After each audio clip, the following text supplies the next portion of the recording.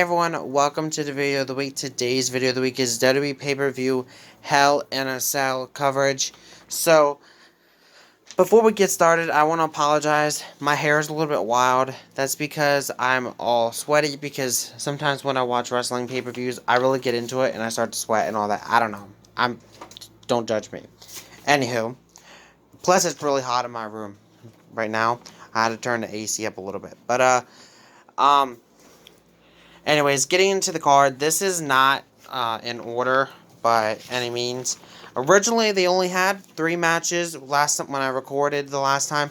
They added another match, and then they ended up adding a few matches last minute to kind of finish up the card. But anyways, so one of the matches they added was on the pre-show, and that was Lacey Evans versus Natalya in a singles match. Natalya picked up the win over Lacey Evans. Another match they added was Mustafa Ali versus Randy Orton, which Randy Orton picked up the win. And another match they added was Chad Gable versus Baron Corbin, and Chad Gable picked up the win over Baron Corbin, or King Corbin, whatever you want to call him. Then they also added last minute the Kabuki Warriors, Asuka and Kairi Sane were taking on Alexa Bliss and Nikki Cross for their women's tag team titles in a tag team match. And Asuka and Kairi Sane picked up the win with Asuka blowing like the mist or whatever, like Great Muda and that used to do, and Tajiri used to do into Nikki Cross's face, and picking up the win that way. Then we had the Viking Raiders and their mystery partner, which ended up being Braun Strowman, versus the OC or AJ Styles, Luke Gallows, and Carl Anderson in the 6-man tag team match, which saw the Viking Raiders and Braun Strowman picking up the win by disqualification because the OC tried to double team Braun Strowman. However, after the match, it ended up after they started brawling or whatever, it ended up being to where it was Braun Strowman and AJ left in the ring alone. AJ tried to do the phenomenal forearm on Braun Strowman, and Braun Strowman pretty much knocked him out. Those are all the matches that they added last minute. On SmackDown, they added a SmackDown Women's title match between Bayley and Charlotte Flair and a singles match, which saw Charlotte Flair picking up the win. Now, the matches that I covered originally in my predictions video were Roman Reigns and Daniel Bryan versus Eric Rowan and Luke Harper in a tornado tag team match. I thought it was originally a regular tag team match, but here it was a tornado one, and Roman Reigns and Daniel Bryan picked up the win. Then we have Becky Lynch versus Sasha Banks in a Hell in a Cell match for the Raw Women's Championship, in which saw Becky Lynch successfully retaining the Raw Women's Championship. Then the main event, and probably the one that everybody will be talking about, is Seth Rollins versus The Fiend. So, this match was an absolute pretty cool match ultimately.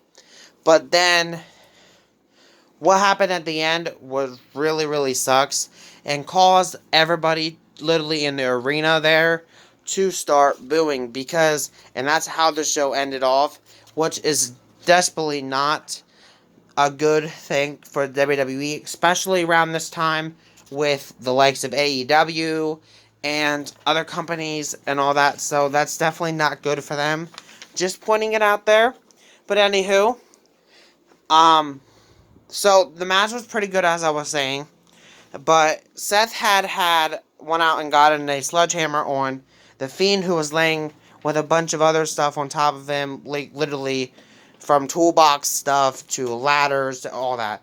And the referee started yelling at Seth Rollins about the sledgehammer, not to do it or whatever. And Seth Rollins hit him with the sledgehammer, and then the referee called for the bell. People were confused people here in my family were confused because you can't win by disqualification in a Hell in a Cell match. So I looked online, and I believe if I calculated it right, there's one or two reasons what happened. So, what exactly happened according to what I've seen online? I've heard that there was a referee stoppage, which means Seth Rollins keeps the belt because the referee thought that The Fiend could not compete anymore. And there's also a no contest, which means Seth Rollins keeps the belt, but nobody won the match. So ultimately, Seth Rollins is still your Universal Champion, but then after the match, The Fiend had actually attacked Seth Rollins after medical staff had came out to try to check on him. He attacked Seth Rollins, and then he did the mandible claw on Seth Rollins, and Seth Rollins started to spit up blood. I'm assuming I'm not sure if it was real blood or if it was fake blood, but either way, it was kind of cool to end out like that. But fans were not happy by the way it ended, and me personally, I really wasn't happy either on the way it ended, personally, and that's really not a good sign, because I kind of have low standards, but that's just my thing. Anywho, with that said, it was an okay pay-per-view in my personal opinion, but I think it could have ended out a little bit differently. A lot of the fans wanted the match to be restarted, but they didn't do that, so I think that caused a little bit of a rift there as well. But anywho, with that said, next Wednesday's video of the week will be Walking Dead Season 10 Episode 1 coverage. So you guys will definitely not want to miss that, as Season 10 of The Walking Dead is now out and on air. So you guys will not want to miss that. If you guys love my coverage videos, you guys will definitely not want to miss that. Peace.